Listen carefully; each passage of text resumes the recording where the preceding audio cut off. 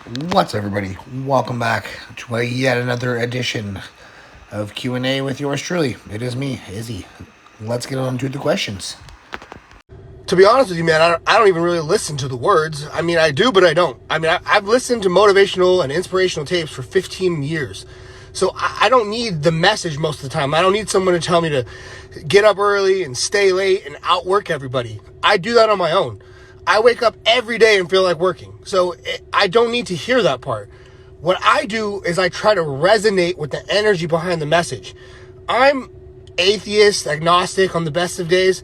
Most of my favorite speakers are Christian ministers of some kind. And it's because I'm trying to get with the energy that they have behind their words. It's a way for me, it's a gateway into state.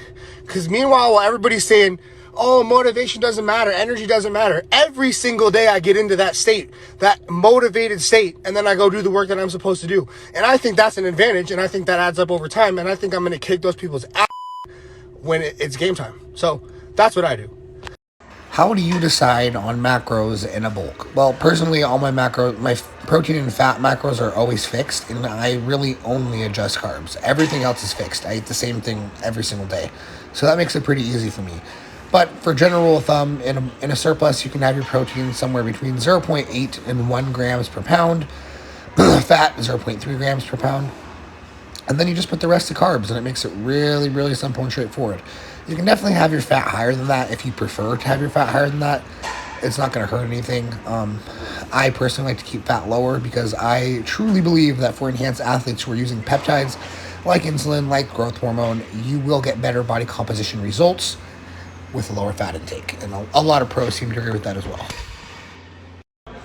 Do you like the stairs for low intensity steady state cardio? Burns a lot of calories, but I end up with elevated heart rate for a long time afterwards. Honestly, any low impact cardio modality is going to be totally fine. I personally don't use the stairs because there's literally always a line of women waiting to use it. I guess because it makes your butt burn instead of like your calves when you do incline treadmill. But yeah, honestly, you're probably better off, if anything, rotating through different cardio machines instead of always using the same one, because you can become adapted to the cardio machine, especially if you use the same one over and over again, and you'll actually get less calories burnt, even with increased effort over time, because you become adapted to that machine. So if your goal is to burn calories and have general heart health, it doesn't make sense to be specific with your cardio modality and always use the same one. Rotating through a bunch, very good idea for hypertrophy purposes or bodybuilding purposes. Just because your hamstrings get sore from a stretch or light RDL, does that mean growth? Actually, it probably does. Stretching itself is hypertrophic. There's research come out on weighted stretches that have shown that weighted stretches in and of themselves provide a hypertrophy stimulus. And this is most likely happening through laying down new sarcomeres. Whereas the typical type of hypertrophy that we think of when you're using progressive overload and getting stronger over time, mostly that's occurring through adding new myofibrils. So the answer actually is yes. But I think what you're really asking is, does soreness always mean growth? And the answer to that is definitely no.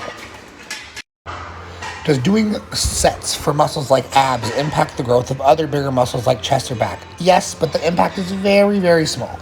You just have to think of it like this. Like, let's say you have 100 recovery points, okay? Doing a set of abs, that's maybe one recovery point, probably not even. But it's still a recovery point. So that's one recovery point that you could have put towards chest or back instead, but you're spending it on abs. This is true, though, of any hard set on any exercise. It doesn't have to just be abs. It could be forearms. It could be, training your tib, the front of your, calf. Any little muscle group that you train hard, it still adds to systemic fatigue. Does incline or decline variations increase flat bench? Yes. Just flat out yes. You have to think about it, right? Like if you bench 225, okay, and then you do incline 185, what do you think is going to happen if you take your incline to 225? Of course your bench is going to go up. Now how much? It's hard to say. Carryover is going to depend on so many different things. Even for decline, if you add 50 pounds to your decline, you're going to have to build muscle in order to do that. Unless you're completely untrained on it, But if you build muscle on a movement, that muscle that you build will carry over the next time that you do a specific training block for flat bench. So the way you always want to think about this as a powerlifter is build muscle in the off season and then peak with specificity. What is the worst new generation lingo? I think every generation has like pretty cringy, laughable lingo in the end. But, and this goes true for any generation, by the way, but I always like find it the most ridiculous when people string together multiple slang words and like back to back to back, right? Like, bro, check out the new gym baddie. Watch this W Riz. I'm gonna get her Insta. Oh God, for real, for real. Like, no, stop. We don't need to hear this anymore. God, may your soul rest in peace. Next question. It took me a long time to find my groove on the hammer strength pullover piece here that's shown in the video. And the reason for that is it's like all hammer strength pieces, it's heavily short bias, so it's really hard at lockout and kind of really easy in the stretch position. And so there's this temptation to kind of throw it and use a ton of momentum, but I found that didn't really help. Pausing in the short helped a lot. I am not a mean person by nature, but some of you, how did you pass third grade? Like reading comprehension? You can't extrapolate anything. I literally answered that question and any other question about any other accessory exercise in the answer. I said building muscle always works. So if you do a decline bench and you get much stronger on it, indicating that you've built muscle, would that work? Of course that would work. Also, it's a pretty close variation to a flat bench press. It's just like mind blowing. Do I need to like write out every single thing? Or are you capable of extrapolating a single idea out of a paragraph that's related to the question at all? Conceptually, I don't have anything against minicuts. The issue in my experience is that when you give most people, the average trainee, quick bulks and quick diets, they spin their wheels because they aren't precise enough in their process for anything to have actually happened in such a short period of time. So a lot of people will inappropriately time the mini cut. They'll barely be starting to lose their abs. You know, they've gained like 10 pounds on their bulk, and then they're gonna mini cut and waste away every bit of momentum that they already had in that push-up. So I've just seen people have a lot more reliable success when they just stay in a surplus for 5 or 6 straight months and then slowly diet it off so they don't lose a ton of strength in the process. When you give people these options to do things fast, they get fat and then they lose their strength really fast when they diet fast. It just doesn't usually work. What are you usually listening to when you train? Honestly, it doesn't matter. Like, sometimes I will listen to like anime music videos or anime music story videos or songs that have like a drop at a certain point, or like, you know, some sort of build up to a peak, and I'll time those with like the start of a work set. But for the most part, I'm just playing anything that's loud enough to drown out the sounds of the gym so that I don't get distracted and I can focus on my set. When I'm doing like, you know, 500-pound deadlifts for reps, I don't hear the music. Like, I literally have no idea what the words are. I don't hear anything. I'm completely focused on the movement, on my technique, on what I'm feeling. My focus is so narrow in those moments. So really, the only time I even notice the music actually is between sets. And even then, I'm kind of thinking about what am I going to do on the next set and writing things down. So it's just not a big part of the workout for me. Full range of motion preacher curls. Feeling like my biceps will pop. Scared to extend fully. What do? Well, first of all, try using a dumbbell so that you have freedom at the wrist. You know, you can feel a lot of tension in the bicep tendon at that connection point when you're using a bar and you don't quite have the wrist mobility and range of motion to handle that. The other thing is make sure that you're using a weight that you can actually control. You know, if you're used to doing partial range of motion, you can get a lot stronger in that partial range of motion. And then if all of a sudden you start trying to do a full range of motion, you're not adapted in that last little part that you normally don't go into. And that's when you're at a real big risk. So don't do that. Start light and build up to weights that you can handle safely. Would you expect interference between RDLs and leg curls? They train different functions in the hamstrings. There's some, but it's not a lot. It's a lot less than people would think. I know tons of people who do leg curls before their hip hinges to get a better stimulus to fatigue ratio on their hamstrings. And from what I've seen, it really only costs most people about 1 rep to do all-out hamstring curls of failure before their RDLs or other hinging. So it's kind of hard to tell whether or not, you know, if you're doing RDLs first and then doing leg curls, whether the interference is from hamstring fatigue or just because deadlifts are a very systemically fatiguing exercise. But there's just really not as much interference between these two lifts as a lot of people would assume. They work just fine, man. For one, though, we shouldn't put hip thrusts in the same category as those other lifts because hip thrusts are done with a very bent knee and they're never going to give you a large hamstring stimulus because of the very bent knee. So I would take that lift out of the equation. It's a glute lift, but not a good hamstring lift. As far as good mornings are mechanically exactly the same as an RDL or stiff leg deadlift, but the bar's on your back and not in your hands. So realistically, the only real difference is that there's going to be less trap involvement, and the grip's not going to be involved. The lats don't have to stabilize to keep the bar against your body. So everything else, though, is the same. Like the glute, the hamstring, the low back stimulus, the rest of that is the same. Like a good morning, functionally, and an RDL and a stiff leg deadlift are almost the same thing. Why does acute rest allow for bigger gains after doing ridiculous volume training? It is because when you do a lot of volume, you present a stimulus that can potentially drastically increase your underlying fitness, but a lot of the times it has a poor SFR because you did so much volume that you actually get more increase in fatigue than you do in fitness. So once you allow yourself to rest, that fatigue drops off and it allows you to demonstrate the new gains in fitness. It's just a deload, basically. More of a peak, but they're similar concepts. Go ahead and calculating tonnage. Should we calculate warm-up sets? In Shaco, it calculates all these different sets. Personally, I don't even bother with calculating tonnage in powerlifting, and especially not in hypertrophy training. I don't find it that useful or practical. Counting the number of hard sets has been infinitely more practical in my coaching experience. However, if you still want to do it to make fancy charts and graphs and stuff, which are kind of fun to nerd out on, I won't lie, I wouldn't count anything below about 60% of your 1 rep max. My shoulders look like they're pointed forward. Any exercise tips to round them better? Should I focus on side and rear delts? Well, my first question when anyone ever asks about shoulder development is, are you lean? Because your shoulders kind of tend to look like amorphous blobs when you're not lean. Like it looks like you just don't have any shoulders. I got a picture up here on the screen that will show that of me at like 255. Looks like I have no shoulders at all.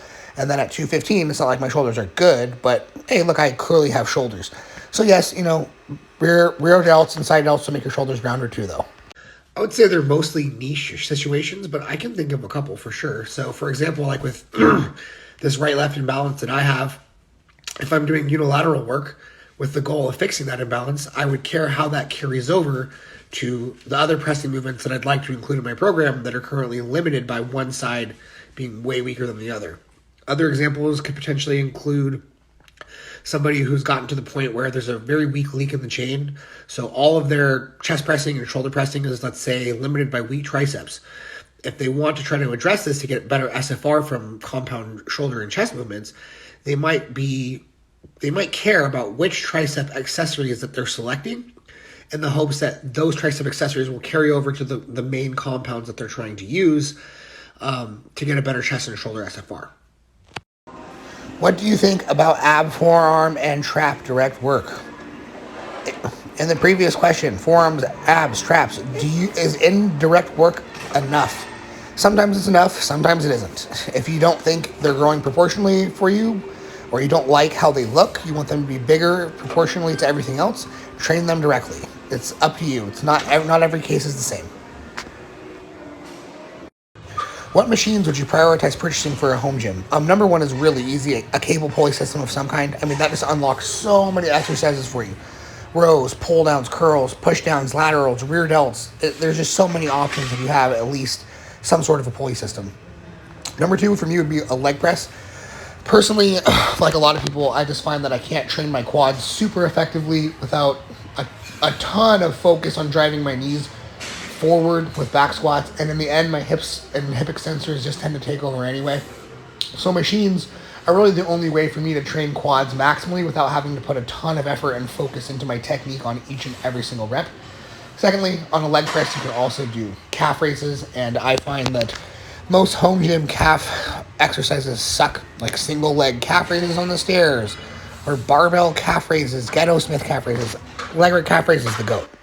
So clearly, Dr. Izzy T is not enough to get you people to stop asking me questions about your injuries over the internet when I cannot diagnose you in person and I have absolutely no idea who you are and you're using some sort of nebulous injury type like back pain, which could be caused by God knows how many different things. Do I need to come up with like a jingle or something? Like, I don't know what to do. How do I get you people to realize that you have to see a doctor or a PT?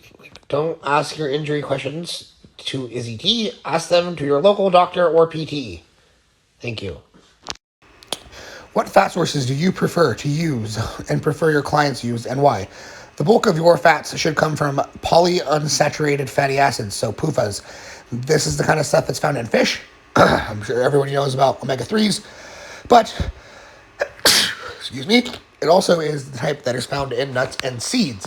And there's increasingly more and more evidence that the type found in nuts and seeds is extremely beneficial to body composition and overall health. So look into that. Here's a study I posted for you to look at. Do I have weird strength ratios, or do you? I can do like 90% of your easy curl, but all of your other lifts are 50 to 100% higher than mine. I mean, I don't know, man. People have different strengths and weaknesses. It could be weird strength ratios, but what I found is that every time I've started to get close to numbers that like people who are much bigger than me use, I've had to kind of do some self-reflection and realize that my technique wasn't that good. I'm not saying that's 100% the case with you, but standing curl is a really easy lift to cheat. So, I mean, I have almost 20-inch arms. If you're curling the similar amounts to me, I would expect you to have some pretty damn big, strong arms as well. Just something to think about.